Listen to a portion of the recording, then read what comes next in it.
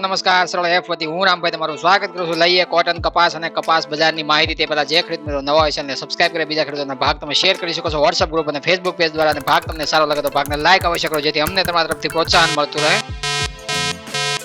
કપાસ બજારની અંદર દિવસનો પ્રથમ ભાગ રજૂ કરવામાં આવ્યો છે, જેની અંદર માહિતી લઈએ. યુએસ નિકાસ વેચાણના ડેટા છે, આપણે કેવા જોવા મળશે આંકડાની માહિતી લઈએ. પહેલા છે 18 એપ્રિલના રોજ છે આઈસ ફ્યુચર્સ બંને કોન્ટ્રાક્ટમાં છે આપણે કેવી સ્થિતિ જોવા મળે છે સમજીએ. મે કોન્ટ્રાક્ટની અંદર શરૂઆતમાં જોઈએ તો ઓપનિંગ સપાટી છે 89.65 સેન્ટની જોવા મળી. ઊંચા મથાળે 89.93 સેન્ટની સપાટી જોવા મળી છે અને લોઅર સાઈડ 78.10 સેન્ટના ભાવ જોવા મળે છે. 1.47% મંદી જોવા મળે છે. 10,000 ની નીચે વોલ્યુમ પહોંચતું જોવા મળે છે મે કોન્ટ્રાક્ટની અંદર. એટલે ખાસ કરીને જોઈએ તો અમેરિકન જુલાઈ કોન્ટ્રાક્ટમાં ફોકસ કરીએ તો ઓપનિંગ સપાટી 81.55 સેન્ટની જોવા મળે છે. લોઅર સાઈડ છે આપણે 79.70 સેન્ટની તળિયાની સપાટી ઇન્ટરડે ટ્રેડિંગ રેન્જમાં રાત્રે બતાવવામાં આવી હતી. ઊંચા મથાળે 81.89 સેન્ટના ભાવ છે જોવા મળ્યા હતા જુલાઈ કોન્ટ્રાક્ટની અંદર. અને સેટલ થયો વાયદો 80.61 સેન્ટના લેવલે વાયદાની અંદર છે. 19 મિનિટે છે 0.72%ની મામૂલી મંદી જોવા મળતી હતી. વોલ્યુમની અંદર છે વધારો થાય અને 93,000 ઉપર છે વોલ્યુમ છે જોવા મળતું હતું જુલાઈ કોન્ટ્રાક્ટની અંદર. ડિસેમ્બરની અંદર ચર્ચા કરીએ તો ઓપનિંગ સપાટી 78.60 સેન્ટની જોવા મળી હતી. નવા પાકના વાયદામાં ઊંચા મથાળાની સ્થિતિ 79 સેન્ટની જોવા મળી હતી. ત્યારબાદ 77.41 સેન્ટના લેવલે સેટલ થયો હતો રાત્રે વાયદો. 1.13%ની મંદી સાથે છે 82,000 ઉપર છે, એમાં પણ વોલ્યુમ પહોંચતું જોવા મળ્યું છે ડિસેમ્બર કોન્ટ્રાક્ટની અંદર. એ પ્રમાણે જોઈએ તો એમસીએક્સ ઘરેલું કોટન એમસીએક્સમાં મે કોન્ટ્રાક્ટમાં 57,500 રૂપિયાના ભાવ 80 રૂપિયાના ઘટાડા સાથે જોવા મળ્યા હતા. રાત્રે 9 વાગે વાયદો બંધ થયો હતો. એવી રીતના આઈસ ફ્યુચર્સ અમેરિકન કોન્ટ્રાક્ટમાં સવારે ધારણા મુકાતી હતી 19 એપ્રિલ 2024 ને 1:44 મિનિટે છે વાયદાની અંદર 80.60 સેન્ટની ધારણા મૂકવામાં આવતી હતી. એશિયન કલાકો દરમિયાન વાયદાની રેન્જ છે આપણે કદાચ મજબૂત સ્થિતિમાં કદાચ 81 સેન્ટ ઉપર આજે જોવા મળી શકે છે, કારણ કે સાપ્તાહિક ધોરણે છે નિકાસ વેચાણના ડેટા સમજીએ એના ઉપર છે વાયદાનું રિએક્શન કેવું થઈ શકે છે. તો પહેલા જોઈએ યુએસ સાપ્તાહિક નિકાસ વેચાણના આંકડા 11 એપ્રિલ 2024 ના અંતના સપ્તાહ માટે આપવામાં આવેલા છે. નેટ અપલેન્ડ સેલ્સ કહેતા 2024 માટે સાદા કપાસના જે વેચાણની ચર્ચા કરીએ તો અપલેન્ડનું કુલ છે આ અઠવાડિયે 1,47,100 ગાંસડીનું ચોખ્ખું વેચાણ પાછલા સપ્તાહની સરખામણીમાં 79% અને અગાઉના 4 સપ્તાહની સરેરાશ કરતા 66% વધ્યું હતું. વધારો મુખ્યત્વે ચાઇના પ્રથમ સ્થાને 92,600 ગાંસડીએ ખરીદનાર જોવા મળે છે. પાકિસ્તાન 9,600 ગાંસડીએ ખરીદનાર જોવા મળે છે. વિયેતનામની અંદર છે 9,000 ગાંસડીની ખરીદી જોવા મળી. બાંગ્લાદેશની અંદર 5,500 ગાંસડીની ખરીદી જોવા મળી. અલ સાલ્વાડોરની અંદર 3,900 ગાંસડીની ખરીદી જોવા મળે છે. એકંદરે જોઈએ તો નીચા ભાવેથી ચાઇનાની ખરીદી પરત ફરતી જોવા મળે છે. આપણે પણ આગળ ચર્ચા કરી હતી કે નીચા ભાવેથી ફરીવાર ચાઇના ખરીદી કરી શકે. જ્યાં સુધી ઊંચા ભાવ જોવા મળ્યા ત્યાં સુધી ચાઇનાની ખરીદી છે આપણે જોવા નથી મળતી. અને એ પ્રમાણે જોઈએ તો ચાઇના પ્રથમ સ્થાને ખરીદનાર નીચા ભાવે જોવા મળ્યું છે. આ રિપોર્ટની અંદર ઘટાડો જોઈએ તો કોસ્ટારિકામાં 600 ગાંસડીનો જોવા મળ્યો. નેટ અપલેન્ડ સેલ્સ 2024-25 માટે સાદા કપાસનું 80,100 ગાંસડીનું ચોખ્ખું વેચાણ મુખ્યત્વે જોઈએ તો હોન્ડુરાસમાં 45,100 ગાંસડી અને પેરુની અંદર 10,500 ગાંસડી, પાકિસ્તાનની અંદર 6,600 ગાંસડી અને બાંગ્લાદેશની અંદર 6,600 ગાંસડી અને મેક્સિકોની અંદર 6,500 ગાંસડીની ખરીદી છે જોવા મળી હતી. 2025 માટે પણ સારી એવી ખરીદી છે આ રિપોર્ટની અંદર જોવા મળે છે.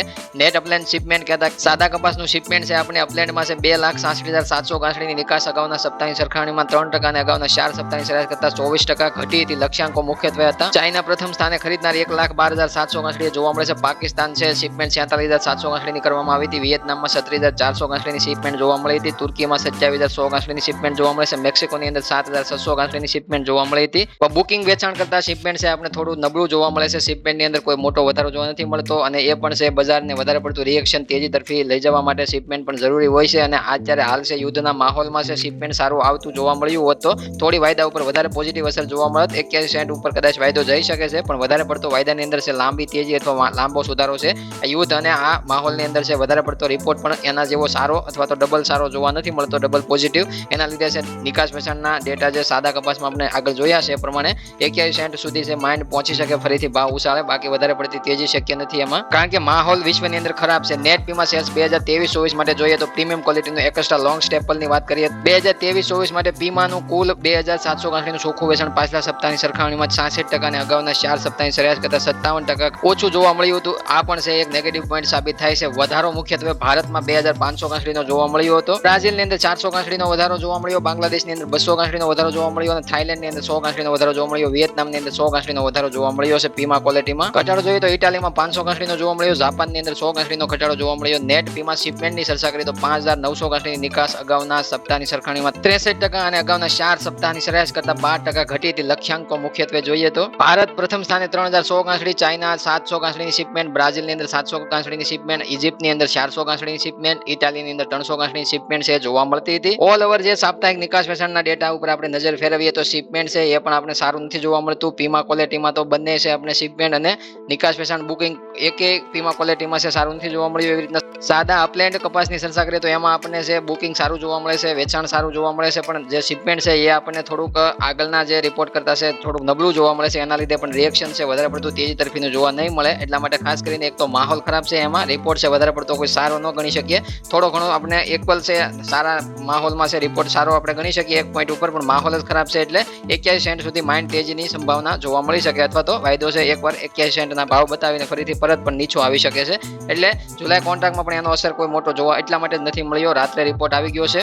અને ઘરેલું કોટન MCX ઉપર જોઈએ તો આજની જે આપણે સવારમાં ધારણા મુકાતી હતી 57,500 રૂપિયાના ભાવે 80 રૂપિયાનો ઘટાડો છે આપણે 0.14% મંદી સાથે મૂકવામાં આવતી હતી. એવી રીતના કપાસના ભાવની ચર્ચા કરીએ તો આજે માહોલ કપાસના ભાવમાં જોઈએ જનરલ કેટેગરીમાં 1300 રૂપિયાથી લઈને 1400 રૂપિયાની વચ્ચે છે બજાર આપણને જોવા મળતું હતું અલગ અલગ ગામડે અને યાર્ડોની અંદર. એવી રીતના જોઈએ તો ગુજરાતના માર્કેટિંગ યાર્ડોમાં છે આપણે જનરલ સુપર કેટેગરીમાં જોઈએ તો ભાવ છે 1400 રૂપિયાથી લઈને 1450 60 રૂપિયા સુધીના ભાવ છે આપણે અલગ અલગ વિસ્તારોમાં ગામડે અને યાર્ડોની અંદર ઓફર થતા જોવા મળતા હતા. એવી રીતના A1 સુપર ક્વોલિટી 4G સારા ઉતારાવાળા કપાસની ચર્ચા કરીએ તો એમાં આપણે ભાવ છે 1450 રૂપિયાથી લઈને 1525 30 35 રૂપિયા સુધી ઊંચામાં કદાચ બજાર છે અલગ અલગ વિસ્તારોમાં ગામડે અને યાર્ડોની અંદર ઓફર ભાવ છે થઈ શકે છે. અત્યારે હાલ માહોલ પ્રમાણે જોઈએ તો 1550 કે 1600 ના ભાવ કદાચ નામ પૂરતીની એન્ટ્રીઓમાં આપણને ભાવ જોવા મળી શકે છે. હજી પણ છે સોના ચાંદીની અંદર છે ગ્રોથ આવી શકે છે, કારણ કે ઈરાન ઇઝરાયલ અત્યારે હાલ છે વોરની સામે છે આપણને વારંવાર છે નવા અપડેટ મળતા રહે છે અને એના ઉપર છે વધારે પડતી બજાર છે દબાણમાં તમામ કોમોડિટી એગ્રી તમામ કોમોડિટીની અંદર દબાણ બનેલું જોવા મળે છે, કારણ કે અત્યારે નિકાસ એક્સપોર્ટ ઇમ્પોર્ટ આ બધામાં પણ છે ડીઝલ પેટ્રોલના હાઈ રેટ થવાથી છે એમાં પણ છે વધારે પડતો અસર છે વાયદા બજારમાં જોવા મળતો હોય છે. અને ડીઝલ પેટ્રોલમાં હાઈ રેટ છે એટલા માટે ભાડા ભથ્થાનો વધારો થઈ જવો, એક્સપોર્ટની અંદર છે વધારે પડતા છે ભાડા લાગવા અથવા તો લેનારને વધારે પડતો ખર્ચ લાગવો. બીજા નંબરમાં કે દરિયાઈ માર્ગમાં છે ઈરાન ઇઝરાયલ ઉપર છે 25% નિર્ભર છે ભારતીય અને જે ચાઇનીઝ જે પ્રોડક્ટ જે કોઈ પણ લેવેચ થતી હોય છે એ 25% એ રસ્તા ઉપરથી આ બંને 2-3 દેશો છે ઇમ્પોર્ટ કરતા હોય છે. એટલા માટે ખાસ 25% છે ઈરાન ઇઝરાયલની આપણે ચર્ચા કરીએ તો એમાં પણ આપણો ફાળો છે અને ચાઇનાનો પણ ફાળો છે, એટલે એ પણ છે ધક્કો લાગતો હોય છે ચાઇનાની બજારને. અમેરિકાને પણ ક્રૂડ ઓઇલના ભાવનો ધક્કો લાગતો હોય છે, કારણ કે અમેરિકા પણ છે ખરીદી અને ફરીથી પરત બીજા દેશોમાં એક્સપોર્ટ કરતું હોય છે જે ક્રૂડ ઓઇલને જે આપણે ચર્ચા કરીએ તો પેટ્રોલિયમ પેદાશો જે દેશોમાં જે સપ્લાય થતી હોય છે એમાં પણ છે માર્જિન ઘટી શકે છે અમેરિકાનું. એટલા માટે ખાસ એને પણ એ ધક્કો લાગતો હોય છે, પોતાની જીડીપી ગ્રોથમાં એ ધક્કો લાગતો હોય છે. કોઈ પણ ગવર્મેન્ટ છે એને પણ છે આ ધક્કો લાગતો હોય છે. એટલા માટે ખાસ કરીને ઇઝરાયલ અને આ ઈરાનના જે વોર વચ્ચે છે અત્યારની જે સ્થિતિ છે સોલ્ટ આઉટ થાય અને સ્થિતિ સ્થિર થઈ જાય તો વધારે પડતો એક મહિનામાં ફરીથી તમામ કોમોડિટીની રાહતના તમામ પાકમાં રાહતના સમાચાર મળી શકે છે, ફરીથી રિકવરી સુધારો જોવા મળી શકે છે.